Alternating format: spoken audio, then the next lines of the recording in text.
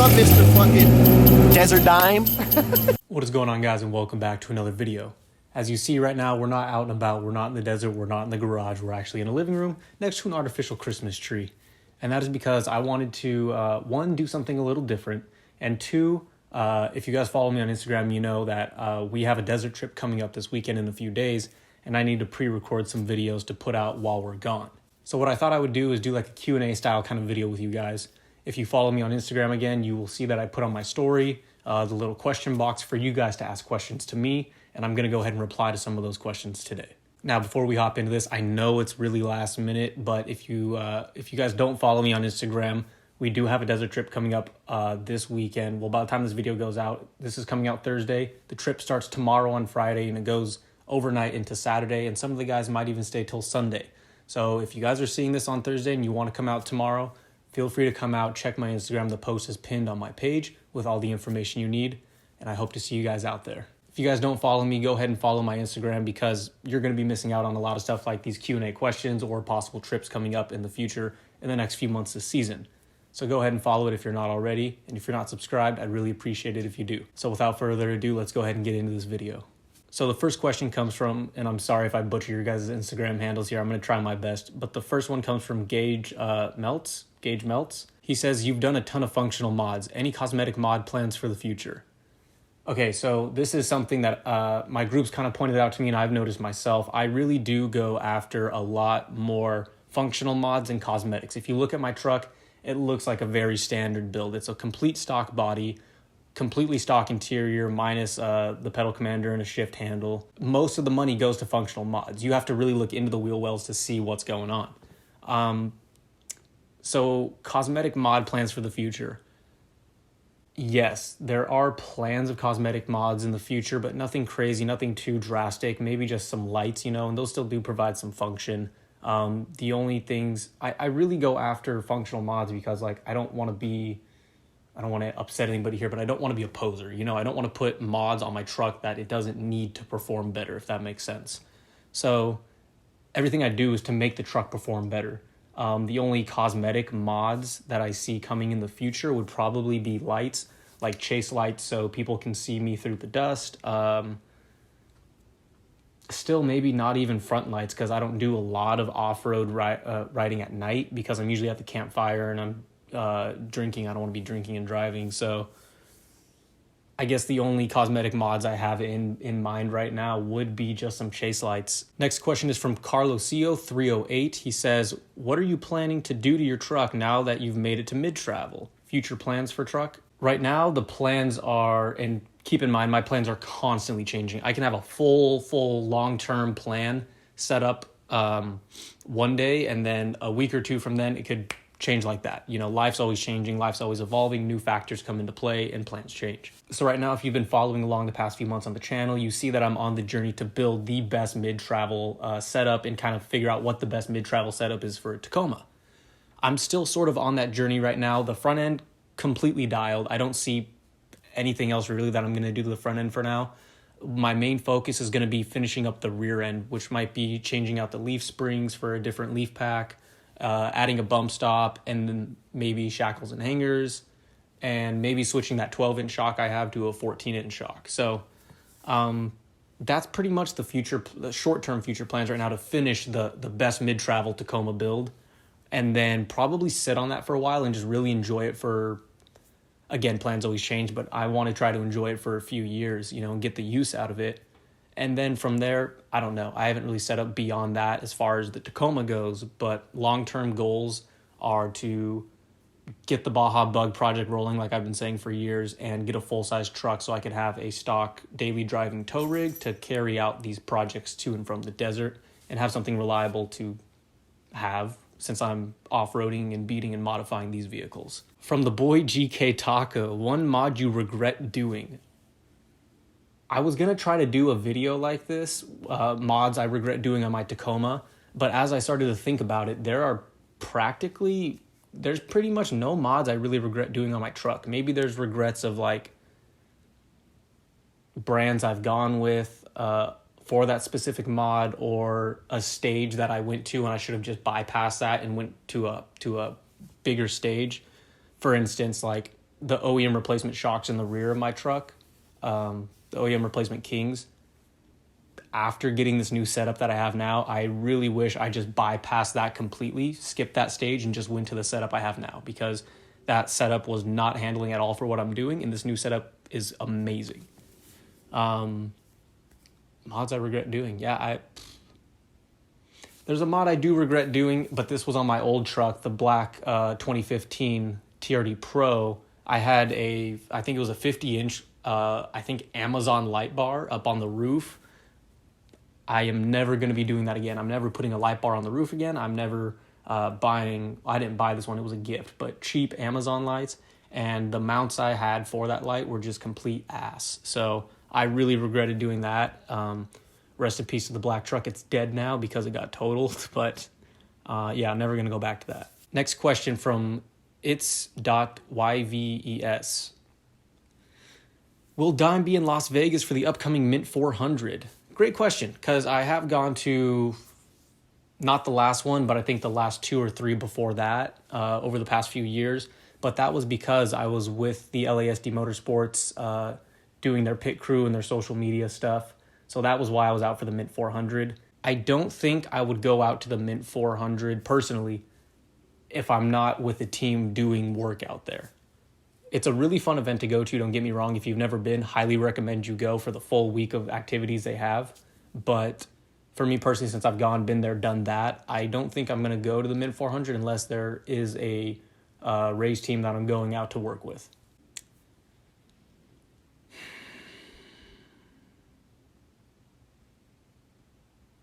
Thank you, Butter Death. Thank you, Zach, for blowing up this question section. I'm glad you showed so much interest with all these questions. Very gracious of you. Okay, I'm only going to be answering some of these because, one, some of these are out of pocket and just out of left field, and I don't want to answer. And there's also a lot of them, and we can't get through all of them. So let's pick and choose what we're doing here. Long-term goals for the Taco, we already answered that. Are you ever going to sell it? I listed it a few times. I believe there is a video on my channel too talking about wanting to sell it. I was literally this close to trading it for an Evo 9 less than about a year ago, and that fell through just because the Evo 9 seller was acting kind of shady. If it wasn't for that, I'd be driving an Evo 9 now, and this channel would be something completely different with JDM cars. But am I ever going to sell it? At this point now, I'd say no. If I was still on the OEM replacement build, it would still be an idea in the back of my mind because I haven't gotten too far in the build yet. But now that I've done more modifications, have stuff welded on and everything, I think I'm sticking with the truck. Let me backtrack to the long-term goals. I am going to keep this truck. I'm not going to sell it unless something, again, catastrophic happens. But I want to keep the truck, enjoy it for the few years, get the daily driver. And once I have a reliable vehicle, I want to go crazy with this build. I'll make it purely a desert off-road truck. So that's long-term goals and why I'm never going to sell it. I've hit the point of no return in my opinion. What other builds would you consider doing? Like I just said, Baja Bug Project has always been on my plate. Past 5 years, I've just dreamt of it. It all started with Dunehor and Blake Wilkie back when they had like the V1, like the version 1 of both their bugs. Fell in love with them instantly. I've always wanted to build one. I just don't have the funds or the means of doing it right now. So that's what's coming up in the future. Not answering this one. What oil do you use and how often do you change it? I don't change my own oil. I know people might bash me for not changing my own oil because it's probably one of the most easy things you could do. But the way I see it, the prices I pay for oil changes at Toyota is not much more than I would be paying by doing the oil change myself as far as like time and money goes and disposal of old oil and all that shit. So, and on top of that, once you take it into Toyota for an oil change, they also do a full however many point inspection around the entire vehicle. So they'll point out other things that need to be changed or worked on, and then I could take that sheet back to my house and end up doing that myself and make a video for you guys. That's what I did with the mass airflow sensor. They told me that needed to be changed. They wanted to charge me like $200, and I just took the sheet and I was like, thank you. Now I know all this stuff needs to be worked on. They did that diagnostic for free when I was getting my oil change, And now I'm going to do it for a lot cheaper myself. So that's why I don't do my own oil changes. Have you ever changed your rear end fluid? I've had my diff fluid changed once so far. Again, I took it in for a normal oil change. They said, all right, you've hit like the major service mile point. You should change your rear end diff fluid, especially because you're running larger tires and stuff. So I had it changed by them only once though. What size tires do you have? I know this is a troll question because I even said in my story, do not ask what size tires I have. I have multiple videos out there about that. What PSI do I run in the desert? I run about 15, 17 PSI in the desert, a lot lower. On the streets, I'm running 35.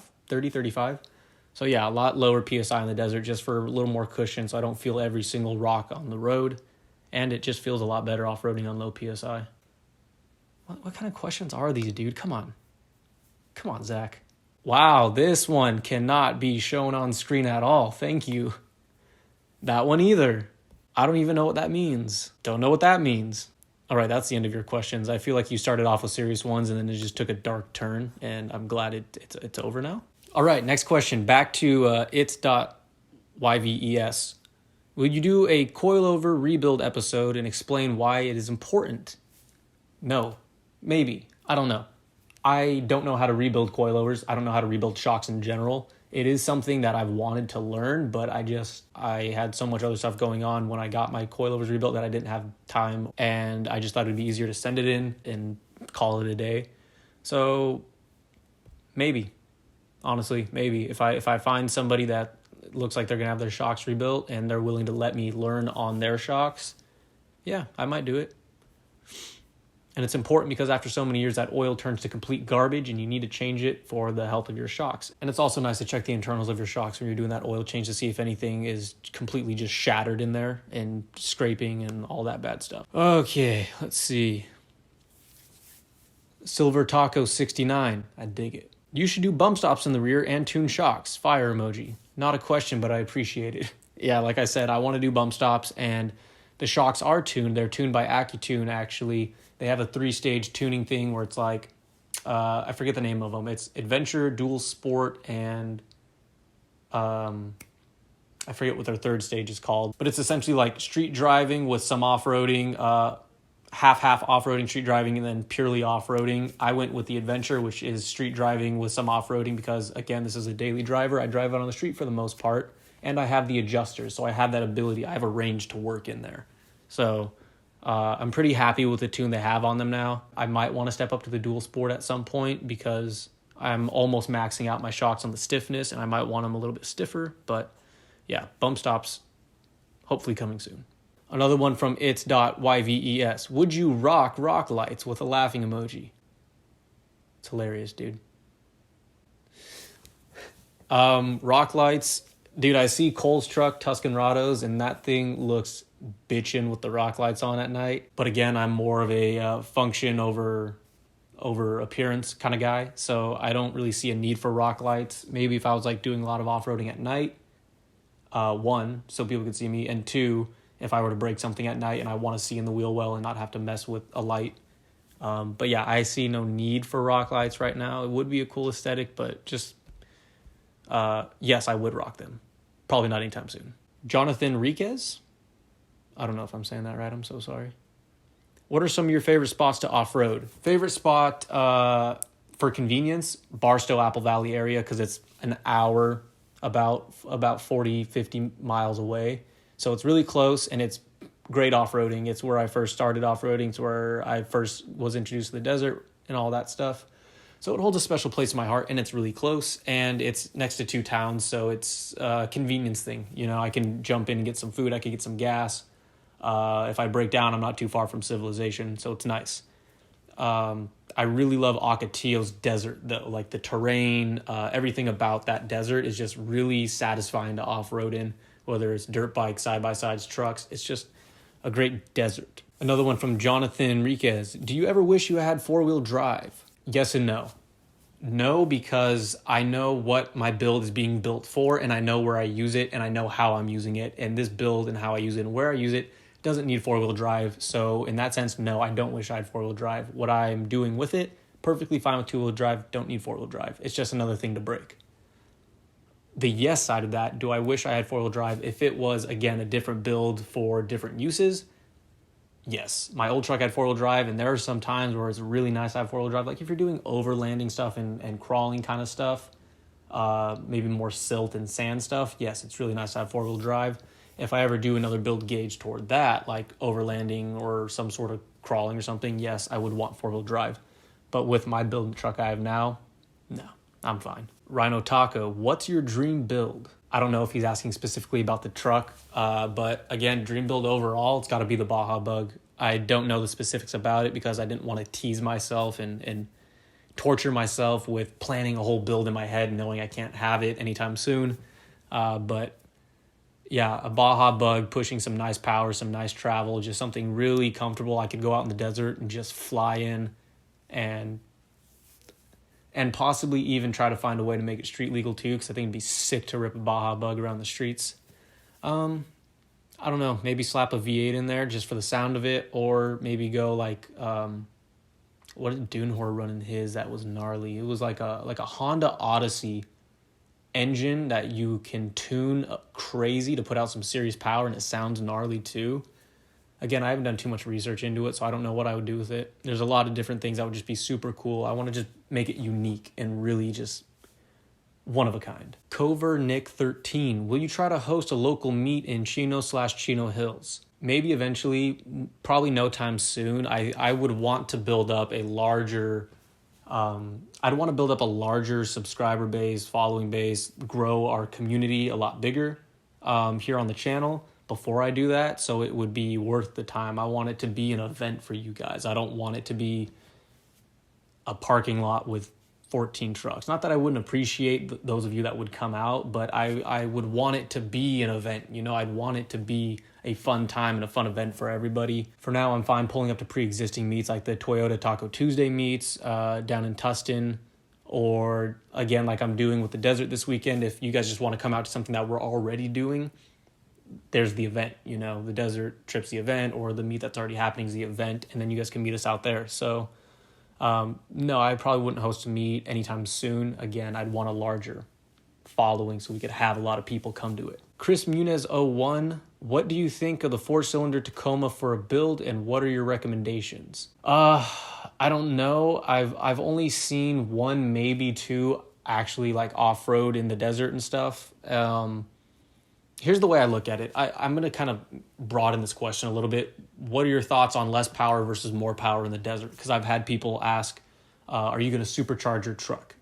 Again, this goes back to the function. I want my truck to be functionable.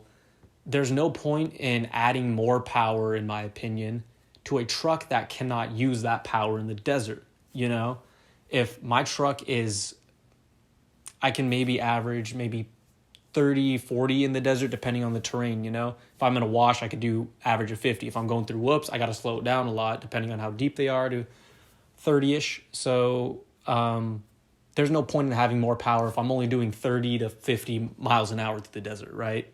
So I think the same applies with the 4-cylinder versus the 6-cylinder.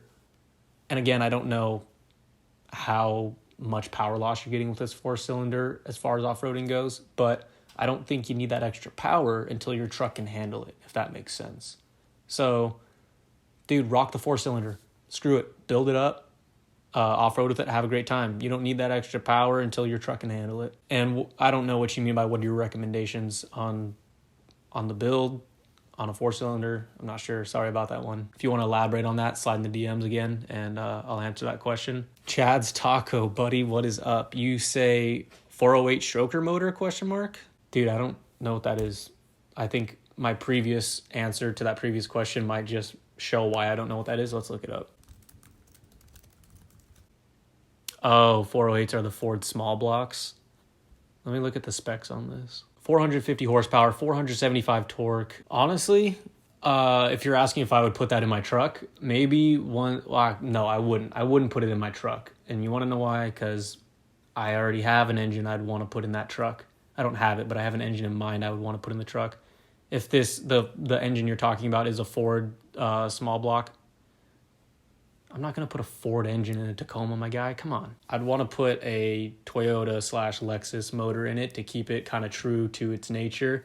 I would want to do like Anthony West when I first met him, and when we used to hang out way back when I first got in the off-road scene. He had that first-gen Tacoma with, I think it was a 1UZ in it. That thing was disgusting. That thing was gnarly. I'd either want to do that, or I don't think I would do it, but I think it'd be funny to put a 2JZ in a truck.